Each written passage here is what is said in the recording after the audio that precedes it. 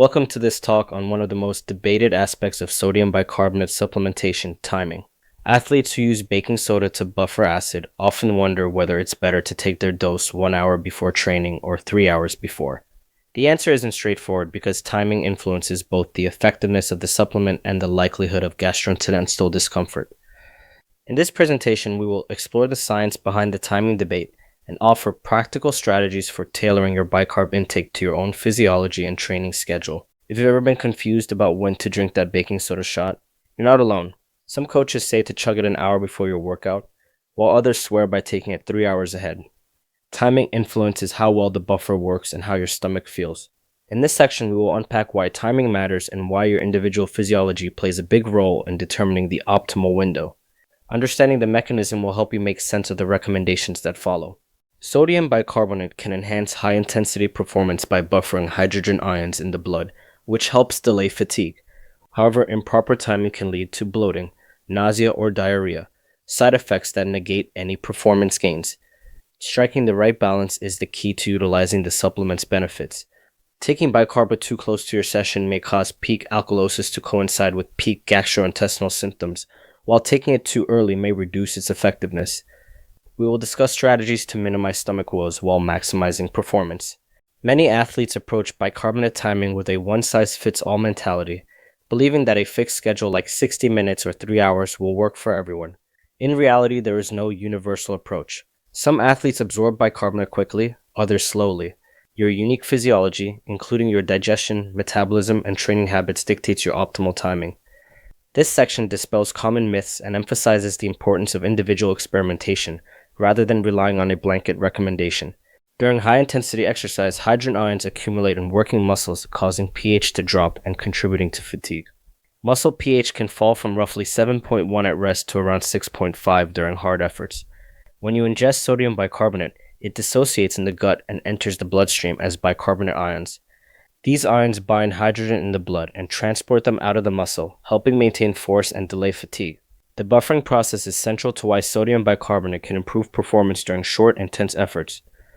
Muscle fibers rely on two complementary systems to manage acid: intracellular buffers like carnosine and phosphates inside the muscle, and extracellular bicarbonate in the blood. Supplementing with sodium bicarbonate raises blood bicarbonate concentration and elevates blood pH. A steeper gradient between the muscle and the blood accelerates the efflux of hydrogen ions from working muscle cells. This synergy between internal and external buffers highlights why timing and dose must be carefully managed to achieve the right balance without overwhelming the digestive system. According to the International Society of Sports Nutrition, the recommended dose for sodium bicarbonate supplementation lies between 0.2 and 0.3 grams per kilogram of body mass. Many athletes gravitate toward the higher end of that range, around 0.3 grams per kilogram, because it appears to strike a balance between effectiveness and side effects. Doses above this level do not confer additional benefits and often increase gastrointestinal issues. The common timing window is between 60 and 180 minutes before exercise. Some athletes also experiment with multi-day protocols or smaller split doses to reduce side effects. You will need to test these approaches to see what works best for you. Sodium bicarbonate does not act immediately. Once ingested, blood levels of bicarbonate rise over time, reaching a peak that varies greatly between individuals. Taking your dose too early means you may miss the peak when you start your session, while taking it too late may cause the peak to coincide with your warm-up or early training. Gastrointestinal discomfort is also tied to timing, because symptoms often peak when blood bicarbonate peaks. If your peak alkalosis coincides with peak stomach discomfort, performance suffers. Understanding this interplay explains why there is no single correct timing for everyone. Sodium bicarbonate is most effective during high-intensity efforts that last roughly 30 seconds to 10 to 12 minutes. These include sprints, repeated intervals, 2,000-meter rowing races, 100 to 400-meter swimming events, cycling intervals, and CrossFit-style workouts. In endurance races like marathons, bicarbonate may only be helpful during short surges or sprint finishes. Recognizing when bicarbonate's buffering effect is relevant ensures that you use it only when acid buildup is a real performance limiter. Some athletes follow a 1-hour protocol, taking bicarbonate about 60 minutes before exercise. This schedule works for fast responders who peak at 60 to 90 minutes, but not everyone absorbs bicarbonate at the same rate. Studies on adolescent swimmers show that time to peak can span from 60 to 180 minutes.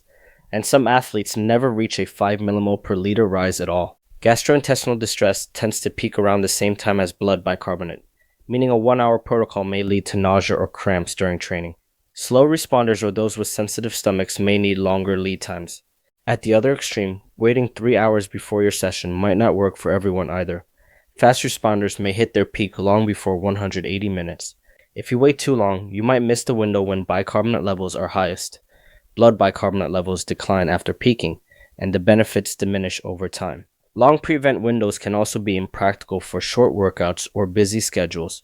An individualized timing approach ensures you capture your personal peak without overshooting it. Blood bicarbonate levels remain elevated for several hours after ingestion, but the peak window can vary widely. For a dose around 0.3 grams per kilogram, the peak may occur anywhere from 90 to 225 minutes after ingestion. Knowing where your personal peak falls within this broad window is crucial. If you take bicarbonate too early, your blood levels may decline before your workout. If you take it too late, you may still be climbing toward the peak when you start. Identifying your own peak through trial and error helps you maximize benefits and avoid gastrointestinal issues. Research on elite rowers illustrates the value of personalized timing. In one study, athletes tested a fixed 60-minute protocol against a personalized protocol based on individual peaks. Time to peak varied enormously, from around 30 minutes to 180 minutes even when doses and meals were identical. The personalized timing approach improved 2,000-meter performance by roughly 2 seconds, even though blood alkalinity did not differ much between protocols. This result suggests that individualization matters more than absolute alkalinity when it comes to performance outcomes. Taking bicarbonate 1 hour before a workout is convenient because it aligns with your warm-up and doesn't require extensive planning.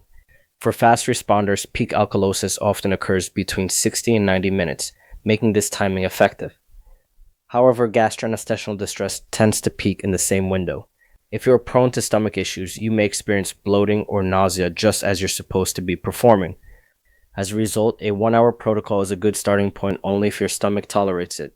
Taking bicarbonate 3 hours before a workout is better aligned with slow responders whose peaks occur 90 to 225 minutes after ingestion.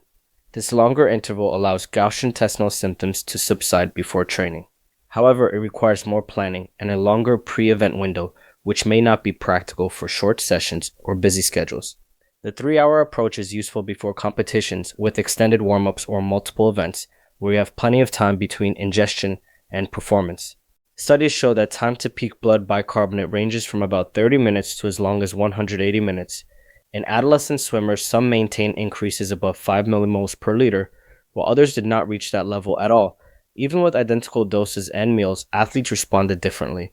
This variability underscores the need for personalized timing protocols, rather than assuming a fixed schedule will work for everyone. Your genetic makeup, digestive health, and training status all influence how quickly you absorb and use bicarbonate. A standard dose of about 0.3 grams per kilogram produces a peak bicarbonate window that can last from 90 to 225 minutes. Higher doses extend this window, but also increase the risk of gastrointestinal distress. Co-ingesting bicarbonate with a carbohydrate-rich snack delays the peak and may shift gastrointestinal symptoms further from your workout. To improve tolerance, aim to separate your bicarbonate peak from your gastrointestinal peak by adjusting both dose size and meal timing. Let's compare the two timing strategies. For a 1-hour protocol, peak bicarbonate often occurs between 60 and 90 minutes. Gastrointestinal risk is higher, and the convenience factor is high because it is quick and simple. This approach is best for fast responders whose stomachs can tolerate the influx. A 3-hour protocol produces peaks between 90 and 225 minutes, lowers gastrointestinal risk, and requires more planning. It is best suited for slow responders or situations with long warm-ups. Choosing between these strategies depends on how quickly your body responds and how sensitive your stomach is. Personalization is essential. Begin with a dose around 0.2 grams per kilogram of sodium bicarbonate and experiment with ingestion at 90, 120, and 180 minutes before training. Record both your performance and any gastrointestinal symptoms to identify your sweet spot.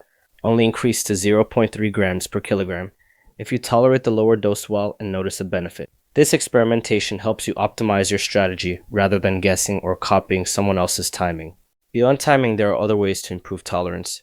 Consider splitting your total dose into smaller servings taken over a longer period. Use capsules or enteric-coated forms to reduce contact with stomach acid and release the bicarbonate in the intestine. Pair your dose with a carbohydrate-rich snack to slow gastric emptying and reduce discomfort. Whatever protocol you adopt, always trial it during training, well before race day, so there are no surprises during competition. Sodium bicarbonate adds a substantial amount of sodium to your diet. Individuals with high blood pressure, kidney disease, or heart disease need to be cautious. Those on sodium-restricted diets or taking medications that interact with sodium should consult a healthcare professional. People prone to gastric upset should start with small doses and pay close attention to how they feel. When in doubt, seek advice from a physician or sports nutritionist before integrating sodium bicarbonate into your training. Both 1-hour and 3-hour protocols can work depending on your physiology. Don't assume that faster is better. Extended windows may reduce gastrointestinal distress for some people. The best timing is the one that peaks your blood bicarbonate without sabotaging your training session. Use the science as a guide, but ultimately let your personal testing determine which approach yields the best balance of performance and comfort. The key takeaway is to test different timing windows in training and track your responses. Personalize your dose and timing rather than copying others. Use supporting strategies such as split dosing, capsules, and carbohydrate meals to improve tolerance. Aim to achieve a peak bicarbonate level that supports peak performance while minimizing stomach issues. With careful experimentation and planning, you can incorporate sodium bicarbonate into your routine in a way that benefits your high-intensity workouts without compromising your comfort.